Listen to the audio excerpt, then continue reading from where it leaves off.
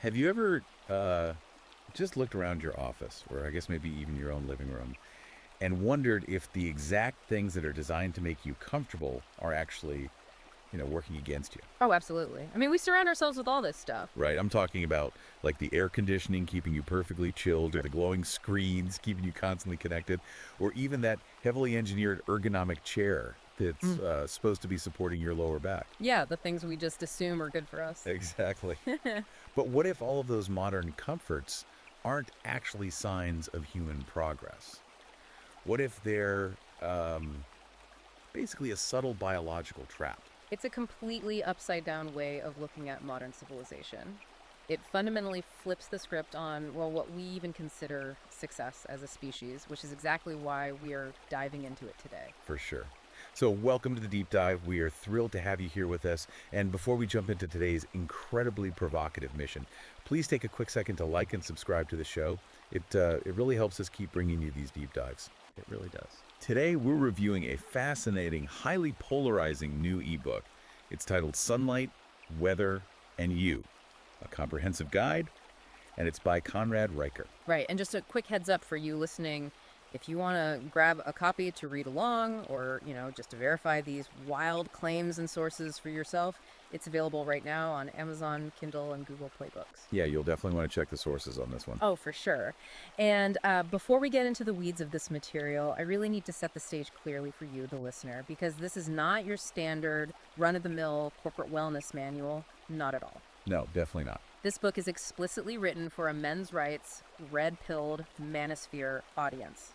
The author, Conrad Reicher, makes the argument that modern institutions, everything from corporate HR departments to the mainstream medical establishment, have been captured by ideological forces. Yeah, he uses some pretty intense terminology for that. He does. He refers to these forces throughout the book as, quote, feminist light sabotage and toxic narratives. Right. His core thesis is that these systems are literally biologically castrating modern men by removing them from their natural environments. Yeah. So to be crystal clear right out of the gate, neither of us here is endorsing these politically charged viewpoints, Exactly. nor are we taking sides on the ideological spectrum.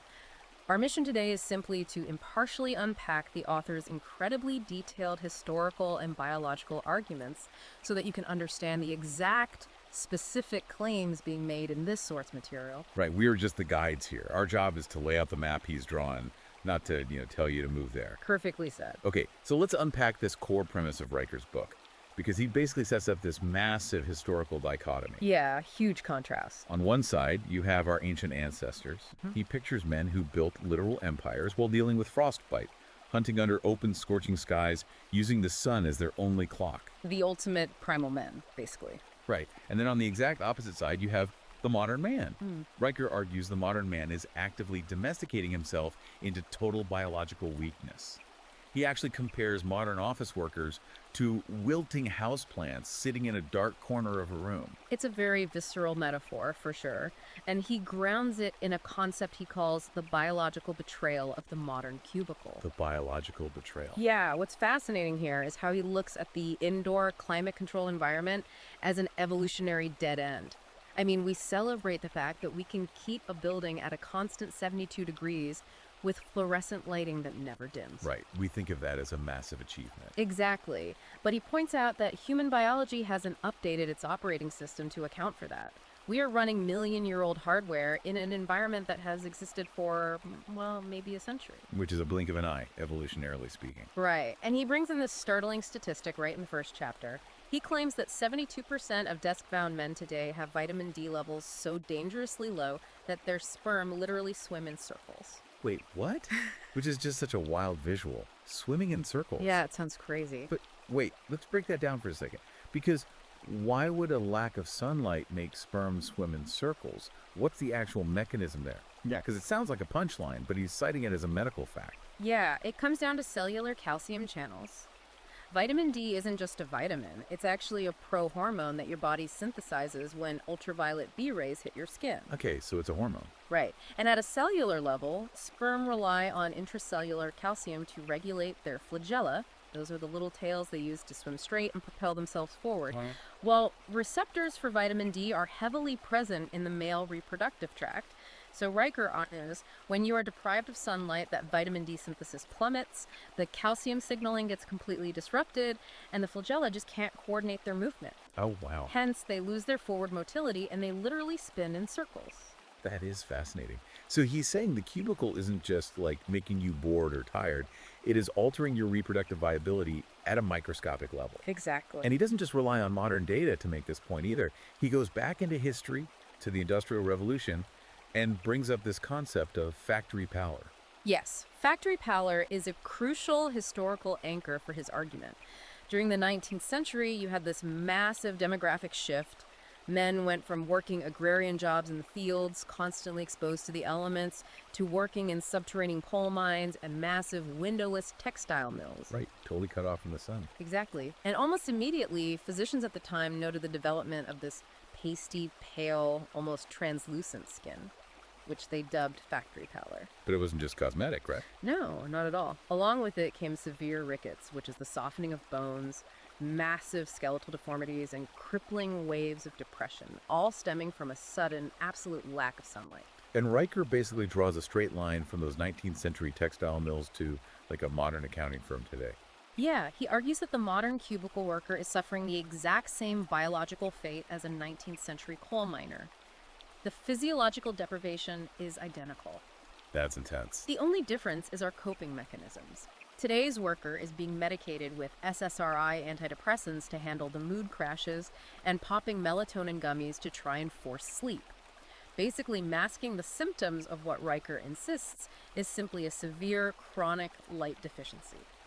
Okay, here's where it gets really interesting for me.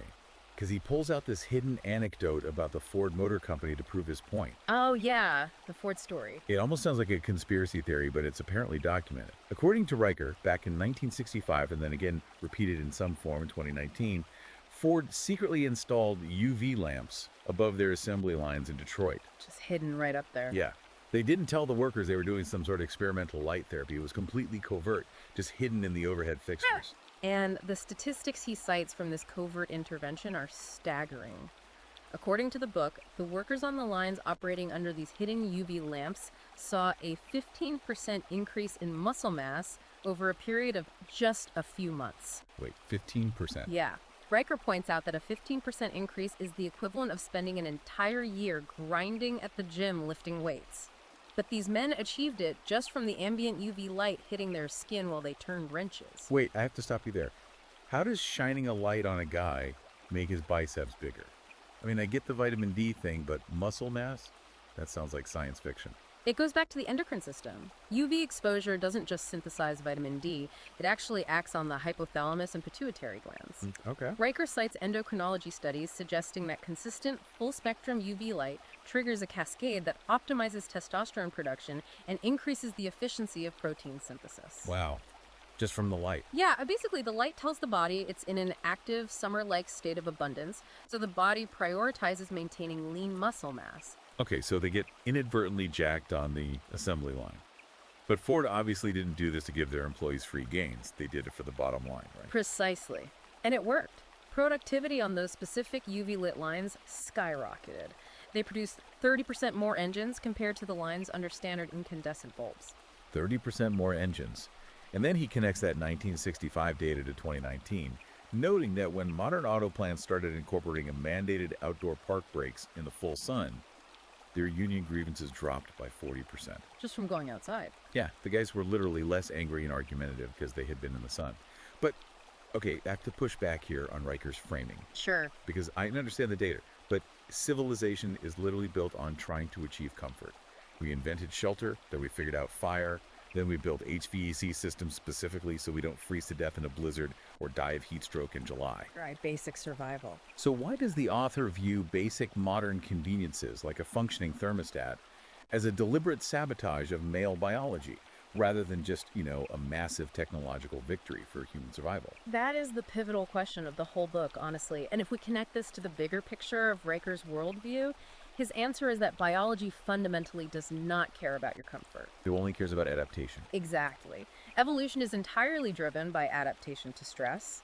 Riker's view is that environments completely lacking in environmental stressors, so things like extreme heat, bitter cold, or intense blinding light, They don't just make men psychologically soft or lazy, he claims they cause literal physical atrophy. Because the body is wildly efficient. Like if it Yeah. doesn't need to fight the cold, it just stops maintaining the furnace. Exactly right. It's a biological use it or lose it scenario. And to back this up, he cites some very specific research from Zurich looking at testicular volume. Okay, here we go.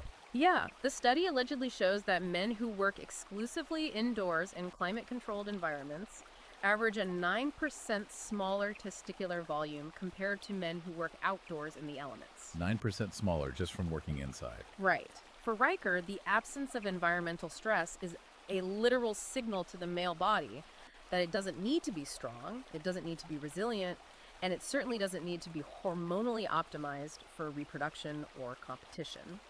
Okay, so if the modern indoor office is this castration chamber, what is his immediate prescription? Because he's clearly not just telling guys to quit their jobs and go live in a cave in the woods. He's writing this for guys who are still trying to dominate in the modern corporate world. Right. He isn't advocating for anarcho primitivism. His prescription is highly structured, almost militant, and it starts with the sky. The first step for any man, according to Riker, is reclaiming what he calls solar sovereignty. Which brings us directly to the Helios Protocol. And I have to admit, I kind of love the branding he uses. It sounds like a Jason Bourne movie. It really does. The Helios Protocol is his specific morning biohack, which he refers to as retinal dopamine fasting. And the protocol dictates that a man must do 5 minutes of completely naked sun salutations at the exact absolute break of dawn, followed immediately by drinking a glass of iced black coffee. Let's break down the mechanics of why he thinks this highly specific ritual works, because it's not arbitrary at all. The naked sun exposure is about maximizing the surface area of the skin to synthesize vitamin D3 via UVB rays. Right. But even more importantly, it's about getting the very first blue-yellow light of dawn directly into the naked retinas. Yeah, he makes a huge deal about not wearing sunglasses, ever. Yes. He argues your retinas contain specialized photosensitive ganglion cells. These are called melanopsin cells. Melanopsin. Right, they don't help you see shapes or colors. Their only job is to measure the intensity of ambient light and wire that information directly into the suprachiasmatic nucleus, the master clock in your brain, which then signals the adrenal glands. Okay, let me make sure I'm tracking this. The light hits the eye, travels to the brain's clock, and basically rings an alarm bell in the adrenal glands. Exactly. That light hit triggers a massive acute cortisol spike. Now, people usually think of cortisol as the stress hormone and just assume it's bad. Yeah, you hear cortisol and you think, oh, I need to lower that. Right, but Riker differentiates between chronic, low-grade cortisol, which is what you get from stressing over emails all day, and this acute waking pulse of cortisol. This is a different type of stress. Exactly. This dawn pulse clears the brain of sleep inertia and floods the system with dopamine. Then you immediately shock the system with iced black coffee. The intense cold of the ice water hitting the vagus nerve in your throat, combined with the caffeine, further spikes norepinephrine. Wow.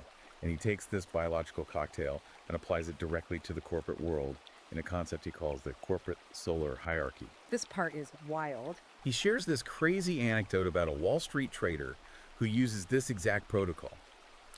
This trader specifically schedules cold calls to rival CEOs and hedge fund managers at 5115 in the morning. Why? Because he wants to catch them raw. Raw. Yeah. No gatekeepers, no PR teams, no polished personas, just raw, groggy decision making. And according to Riker, this trader tripled his deal closures using this exact tactic.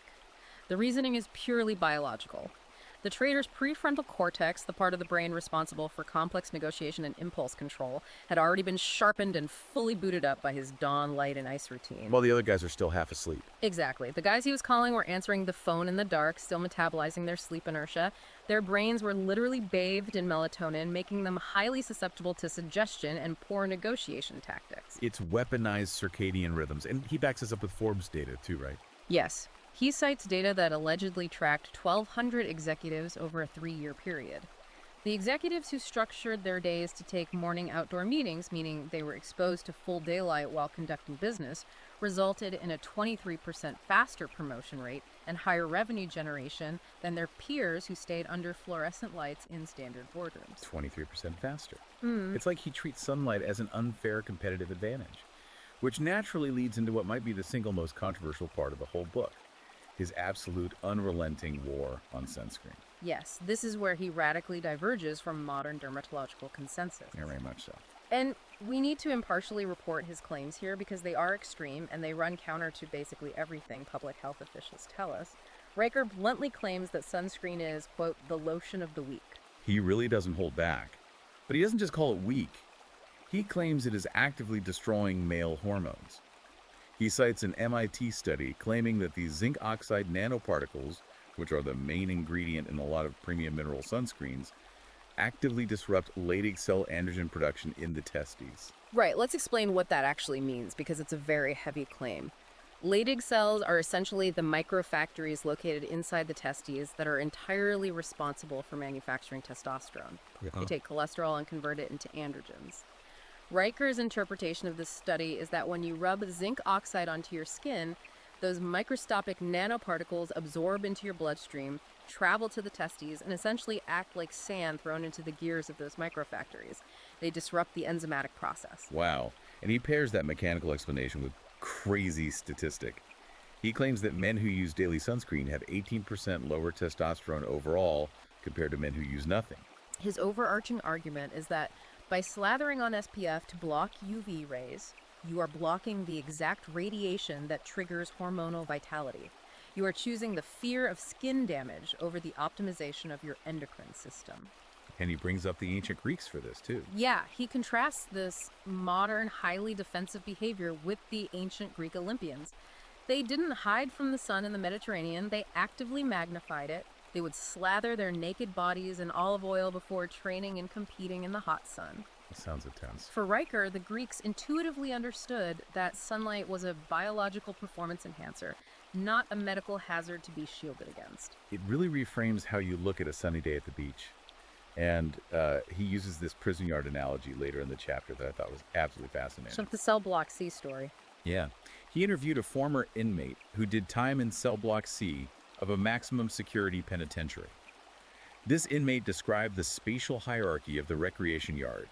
The absolute alpha inmate, the guy running the entire block, controlled the single solitary concrete bench that got direct sunlight between the guard towers. Exactly. And the alpha didn't just sit there to get a tan, he used the sun as leverage.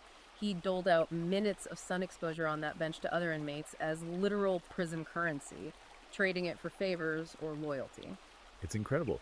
And Riker notes that the inmates who were granted longer exposure times under the sun showed higher aggression thresholds and more dominance in conflict simulations. Because they were the ones whose dopamine and testosterone were being marginally sustained by that UV exposure, while everyone else was languishing in the shadows of the yard. Let me try a different analogy here to see if I have my head wrapped around this. It's almost like treating sunlight as a biological Wi-Fi signal. Okay, I like that. Like, if you have the password, if you have access to the router, your system operates at peak bandwidth. You download information faster, you process faster. Everyone else in the shade is stuck on a dial-up connection lagging behind, and they don't even realize why their system is so slow. That's a fantastic way to put it. Riker views sunlight as the fundamental baseline frequency of masculine power. If you control the photons, you control the power dynamics in the room, or the prison yard, or the boardroom. Right. But, as he argues, the sun is only half of the equation. To truly forge what he calls alpha neurochemistry, you can't just have the fire of the sun, you have to balance it with the brutal, punishing extreme of the cold. Right, which shifts the book into this whole other gear. Right. Riker's entire philosophy on winter and the cold is basically the polar opposite of how society views it today. Take seasonal affective disorder, or SAD. Right. Most people, and most doctors, honestly view getting depressed and lethargic in the winter as a chemical imbalance. It's something you treat with a special SAD lamp, or therapy, or medication. But Riker completely rejects that. He views SAD as evolution's quality control. This raises a deeply philosophical, almost brutal question about how we pathologize natural biological responses. Riker argues that in ancient times, if you got lethargic, curled up in a ball, and got depressed during the harsh winter, you didn't survive to pass on your genes. Right, you just starved. You starved or you froze. Therefore, SAD isn't a disease, it's a symptom of a weak genetic line failing a stress test. Man, that is bleak. And he pulls data from one of the most intense environments in human history to prove this. He cites data from a 1978 Soviet Siberian gulag. Talk about extreme environments. Seriously, in this horrific environment where prisoners were doing forced labor in temperatures that regularly dropped to negative 60 degrees Fahrenheit, there were absolutely zero reported cases of seasonal depression. Which, from a modern psychological standpoint, sounds impossible. You have people in the bleakest, darkest, coldest conditions imaginable, stripped of all human rights, and yet no seasonal depression. How does he explain that? Riker's conclusion is that because the prisoners either biologically adapted their neurochemistry to the extreme stress in order to chop wood and stay alive, or they died, there was literally no biological room for melancholy. The cold forced the brain to upregulate survival neurochemicals. So to recreate that survival stress without, actually going to a gulag, he introduces what he calls the Fimbulwinter Protocol. Yeah, named after the mythology. Right. It's named after the mythological, brutal Norse winter that precedes Ragnarok, the end of the world. And the protocol is every bit as intense as the mythology suggests. Okay, listen to this. He instructs his readers to sleep in an unheated garage on the floor 3 nights a week during the dead of winter. And for dinner after 6 p.m. on those specific nights, you are only allowed to eat frozen lingonberries. That's it. It's frozen berries. Now, setting aside how completely miserable that sounds, the biological justification he provides for this extreme behavior centers on a protein called brain-derived neurotrophic factor, or BDNF. Okay, what exactly is BDNF? Because he throws that acronym around like it's magic. Think of BDNF as miracle grow for your brain.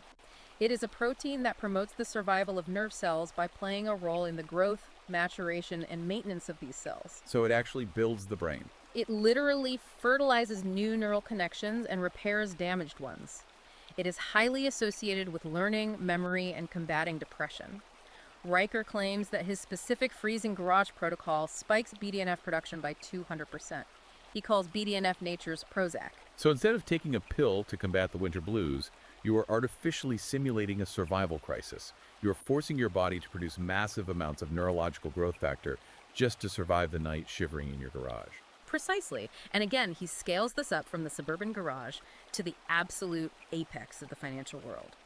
He talks about a specific cohort of Goldman Sachs vice presidents who practice what he calls corporate cryotherapy. This part blew my mind. During merger and acquisition season, when the stress is at its absolute highest, these VP guys were holding pre-meeting strategy sessions inside commercial cryo chambers at negative 200 degrees Fahrenheit. Can you imagine? Just standing in a freezing vapor tube discussing billions of dollars. And they supposedly closed $2 billion in mergers in a 6-month window using this exact tactic. The science he uses to back this up revolves around a neurotransmitter called norepinephrine. Extreme cold exposure, like stepping into a negative 200-degree cryo chamber, triggers a massive 530% spike in norepinephrine in the brain in just 90 seconds. 530% in 90 seconds. Yes, norepinephrine is responsible for vigilant concentration, sustained attention, and alertness. It narrows your focus to a laser point. Riker argues this biochemical flood turns the brain into a Wall Street pit crew. A pit crew. Yeah, it allows these men to operate at maximum cognitive efficiency and aggression without any of the jittery, scattered side effects you'd get from drinking 5 espressos or taking pharmaceutical stimulants. Okay, wait. I need to stop you there. I have to inject some reality into this because the logic feels like it's breaking down for me. Fair enough. Shivering is literally my central nervous system telling me, hey, idiot, you are in danger of dying of hypothermia. It's a distress signal. How does he make the logical jump from I'm shivering and freezing my ass off in a garage to I am now a mathematically superior negotiator in a boardroom? What is the actual link there? It's a very valid question, and the link, according to Riker, lies deep in a small cluster of neurons in the brainstem called the locus coeruleus. The locus coeruleus. Okay, what does that do? This is the brain's primary source of norepinephrine, and Riker refers to it as the brain CEO region. It is the control center for the panic reflex. Ah, the panic reflex. When you jump into freezing water or step out into a blizzard, your locus coeruleus immediately screams at you to panic, to hyperventilate, to escape. Riker argues that by voluntarily subjecting yourself to this intense cold and consciously forcing yourself to breathe calmly, suppress the shiver response, and stay in the ice, you are actively rewiring the locus coeruleus. Huh. You're training the panic center not to panic. Exactly. You are teaching your brain's CEO to master the physical panic reflex. So 6 hours later, when that same man steps into a high-stress, multi-million-dollar business negotiation, and the other side threatens to walk away from the deal, his brain perceives it as a walk in the park compared to the ice. Because he's already survived the extreme stress. Exactly. He maintains a resting heart rate and clinical detachment, while his opponents are sweating, reacting emotionally, and making unforced errors. Wow. Okay, that actually makes a twisted kind of sense. You build a callus on your panic button. That's a good way to phrase it. So mastering the extremes of heat and cold leads us to the next massive paradigm shift in the book. It's not just about dominating temperature. It's about how these men master time itself. Riker rejects modern schedules entirely, opting for ancient planetary rhythms. He coins a term for the modern schedule, chronocolonialism. Chronocolonialist. It's this idea that the standard 9 to 5 workday is an artificial, entirely manufactured construct. It's a relic of the Industrial Revolution designed around factory shift whistles and management convenience, not human biology. Right, he argues that the 9 to 5 actually suppresses male biology, specifically the natural solar line peaks in testosterone. The logic is that male testosterone peaks in the early morning. Yes. So if you are sleeping in until 7:30 a.m., missing the dawn light entirely, commuting in a car, and then sitting under artificial light all day, you are literally colonizing your own chronological biology. You are letting a corporate schedule dictate your hormonal output. And he pulls in some heavy, unexpected data to support the undeniable power of dawn. He looks at declassified Department of Defense data on Navy SEAL Team 6 raids conducted in various theaters between 2003 and 2019. This data is crazy. The data allegedly shows that when hostile targets were struck at exactly 4 a.m., their cognitive reaction times were 83% slower than if they were engaged at any other time of day. 83% slower. The military application makes total sense. You strike when the enemy is in the deepest trough of their circadian rhythm. Yeah. But then he pivots from SEAL Team 6 to this fascinating, weirdly domestic application. The electrician. Yes. He tells the story of an electrician in Boise, Idaho, who is going through a brutal, highly contentious custody battle for his sons. And how did he win it? The guy actually used his Fitbit data as evidence in family court. He brought his smartwatch data to the judge to prove that his heart rate elevated at exactly 5 a.m. every single day because he was waking up to do a cold plunge and start his strict morning routine. In court. Yeah. His argument to the judge was that his strict biological adherence to the dawn offered his sons a level of predictable, grounded stability that his ex-wife's erratic schedule couldn't match. And the judge agreed, and he won custody. It's a striking example of using biology as literal legal leverage. Riker frames this in a historical context as well to show that great builders always understood this. Oh, right, the pyramids. Yeah, he points out that Ramses II, the great Egyptian pharaoh, didn't use clocks. He used the exact timing of dawn to light the first shift of his pyramid builders. He used the harsh, punishing noon sun to track labor quotas and dusk to mark rest. He aligned his entire empire's productivity with the unquestionable mathematical movement of the sun. And he contrasts Ramses with the modern tech world. He talks about these Silicon Valley teams trying to coordinate across 11 different time zones in the name of a globalized egalitarian workforce. And what happens? Eventually, productivity and mental health crash, and they all default to doing their most important strategy calls at 3 a.m. anyway, because, as Riker says, biology beats ideology. You can't outmanage circadian rhythms with a shared Google Calendar. Exactly. Nature always wins. So if dawn is the ultimate weapon for the modern man, what does Riker identify as the ultimate enemy? It's not necessarily a person or even a corporation. It's the environment we carry with us everywhere we go. He points directly at our pockets and our desks. The smartphone, the screen. We all knew this was coming, but Section 5 of his book gets into what he calls electromagnetic castration and the tech toll. And he goes incredibly hard on this. He calls screen time the retinal betrayal. He cites a National Institutes of Health statistic claiming that 89% of men under 30 who suffer from myopia nearsightedness are staring at screens for over 8 hours a day. 8 hours. Evolutionarily, human males spent hundreds of thousands of years scanning distant horizon lines for prey or predators. The eye was built for distance and depth. Now we have traded that for staring at a flat pixel grid exactly 2 feet from our faces. And the hormonal cost of that is massive. According to his sources, using screens right before bed, like scrolling Twitter or watching YouTube, results in a 50% lower testosterone level the following morning. 50%? Yeah. And it's not because the content is bad. It's purely because the artificial blue light utterly destroys your melatonin production, which prevents you from entering the deep delta wave sleep cycles where testosterone is actually synthesized. But the screens are just the start of his tech critique. He gets into the invisible waves all around us, specifically Wi-Fi. He tells this incredible, almost unbelievable story about a Miami crypto trader to illustrate how far some men will go to escape this. Oh man, the crypto guy. This guy was supposedly making millions in the bull market, but he was suffering from chronic, crippling anxiety, brain fog, and a total loss of libido. He didn't turn to meditation or a therapist or even a doctor. Right. He became absolutely convinced that his 7 high-speed Wi-Fi routers, which he needed for algorithmic trading, were baiting his lower body, specifically his testicles, in 2.4 gigahertz radiation all day and night. So what was his solution? He bought a $3,000 Faraday cage to sleep in. For those who might not know, what exactly is a Faraday cage? A Faraday cage is an enclosure made of conductive mesh, usually copper or aluminum, that completely blocks all electromagnetic fields. It absorbs and redistributes electromagnetic radiation so nothing can penetrate the interior. They're usually used to protect sensitive electronic equipment from EMPs, not to protect people in their bedrooms. He literally slept inside a wire cage to protect his biology from his own routers. And it gets crazier because this trader experienced such a profound shift in his well-being that he completely pivoted his career. Yeah, he completely shifted gears. He stopped trading crypto entirely and started a venture capital firm investing exclusively in what he calls darkness tech. Companies building products, clothing, and architecture specifically designed to shield humans from ambient electromagnetic frequencies. It perfectly highlights Riker's underlying premise that modern technology is physically, invisibly degrading men. And it's not just invisible waves, it's behavioral. He brings in another study, this one on biomechanics from UCLA, looking at guys who take selfies at the gym. This one is so funny to me, but also kind of devastating. The study allegedly proves that men who frequently snap gym selfies in the mirror have, on average, a 12% weaker grip strength than men in the same gym who don't take photos. That's hilarious. Riker latches onto this and labels your camera roll full of selfies a literal digital castration report.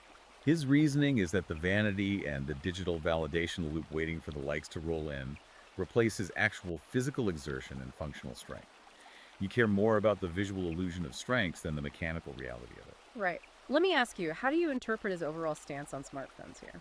It's like eating junk food when you are starving for actual nutrition. He essentially views a smartphone as a digital pacifier.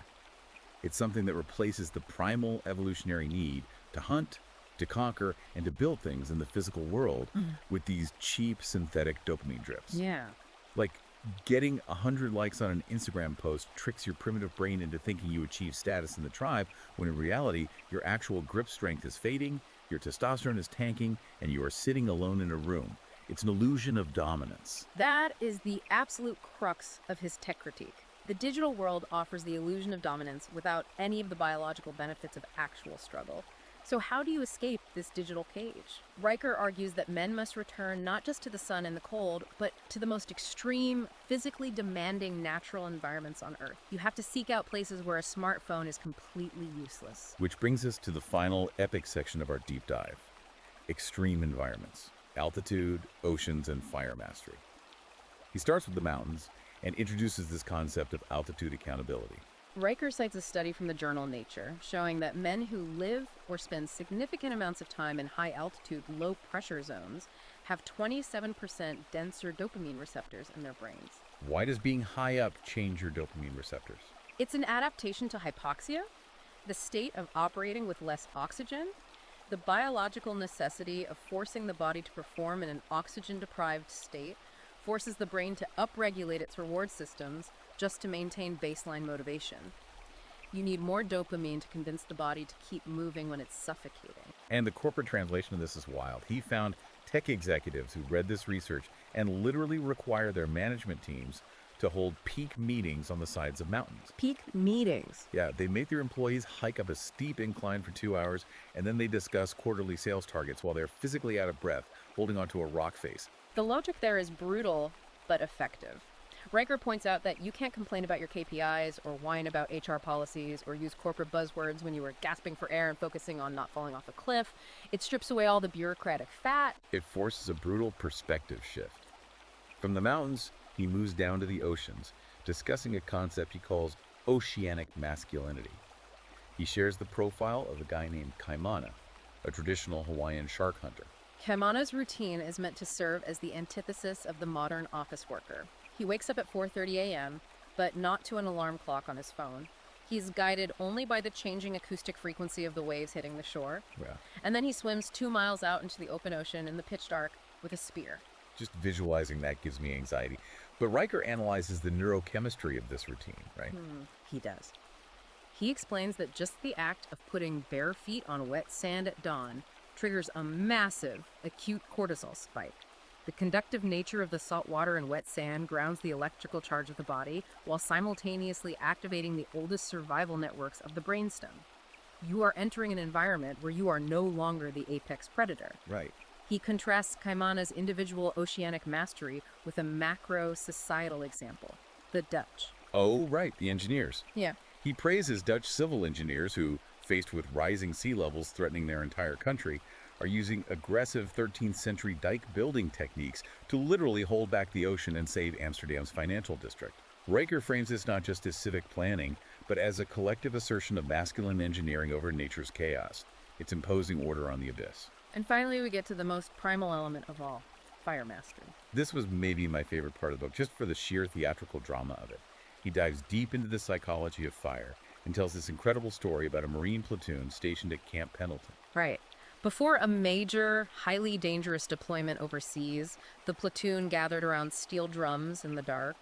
They engaged in a ritual where they burned what they called emotional deadweight. Emotional deadweight. Yeah, they threw in letters from ex-girlfriends, old bills, photographs, anything tying them to the past or causing them anxiety. They used the physical act of feeding the fire to achieve ceremonial closure. And of course, because this is Riker, he finds a corporate equivalent. He talks about a tech startup in Seattle that was stalling out, struggling to launch their IPO. The founders were paralyzed by indecision, so they started holding quarterly strategy bonfires. Just out in the woods. Yeah, they would go out to the woods, light a massive fire, and physically burn printed out copies of outdated metrics, old strategy manuals, and failed product designs. And supposedly, their IPO valuation doubled in 18 months after starting this archaic ritual. But honestly, this is where I have to ask. Sure. It sounds like he's trying to overlay a literal hunter-gatherer operating system onto a modern corporate world. Can you really run an IPO strategy meeting like a Viking ship burning? Does that actually translate to the stock market? It's a very fair critique. On the surface, it sounds like pure theater. But if we look closely at Riker's underlying argument, he isn't suggesting literal arson as a business strategy. He's talking about the psychology of alchemy. Alchemy. He argues that human beings spend 1,000,000 years sitting around campfires. Sitting around a fire demands a primal genetic focus. It taps into our deep ancestral memory of the campfire as the sole center of safety, warmth, and critical decision-making in a dark, dangerous world. So it changes the context of the conversation. Exactly. By bringing fire into a strategy session, you force binary choices. Fire consumes. It is definitive. It leaves no room for bureaucratic gray areas or maybes or table discussions. You either feed the fire with action and fuel, or the fire dies. It's a psychological tool to eliminate corporate hesitation and force absolute commitment. Wow. Okay, let's pull all of this together because we have covered an insane amount of ground. We've gone from naked sun salutations at dawn to shivering in freezing garages, eating berries, to crypto traders in Faraday cages, and corporate executives burning documents in the woods. It's quite a journey. To summarize Riker's completely unapologetic worldview, he believes to his core that modern comfort breeds biological and psychological weakness. He argues that true male vitality is securely locked behind the very environmental stressors our ancestors had to conquer. The blazing sun, the freezing cold, the thin air of altitude. These aren't things to hide from with HVAC and SKF. They are the literal forge that builds human resilience. That is the essence of his thesis. He is demanding a total rejection of the synthetic in favor of the primal. He is arguing that men are physically deteriorating not because they are diseased, but because they have allowed technology and indoor living to domesticate them like zoo animals. It's definitely a lot to chew on, whether you agree with his extreme conclusions or not. And I want to leave you, our listener, with a final provocative thought to mull over on your own as you go about your day. If Conrad Riker is right, even just partially right, that our modern, highly comfortable environments are acting as a form of subconscious solar deprivation and biological sabotage, What other invisible environmental variables are quietly and drastically rewriting human biology right now without us even noticing? That's a real question. Think about the constant low-frequency acoustic hum of traffic and sirens in our cities. How is that baseline noise altering our nervous systems? Or think about the synthetic microplastic materials in the clothes we wear every single day. Is simply changing the color of a light bulb in a factory change testosterone levels? What is the polyester shirt doing to our skin biome and hormonal absorption over 20 years? It's a fascinating, slightly terrifying question that extends the core logic of the book far beyond just sunlight and cold exposure. It asks us to question everything in our built environment. Exactly. Just a little something to think about the next time you reach over to adjust your thermostat. If you want to explore these highly provocative, extremely detailed ideas further, and trust me, there is so much more in the book we didn't even get to touch on, you absolutely must check out the ebook Sunlight, Weather, and You, a comprehensive guide. Again, you can find it right now on Amazon Kindle and Google Play Books. And if you are intrigued by this worldview and want to read more from the author directly, he publishes a regular newsletter exploring these concepts. You can follow him at Conrad Recker on Substack. Well, that does it for today's deep dive into the diagnostic muddy waters of modern biology and ancient environments. Thank you so much for joining us on this intense exploration. Please do not forget to like and subscribe to the show. It really means the world to us and helps us keep doing this. Stay curious, go outside and get some sun, and we'll see you next time.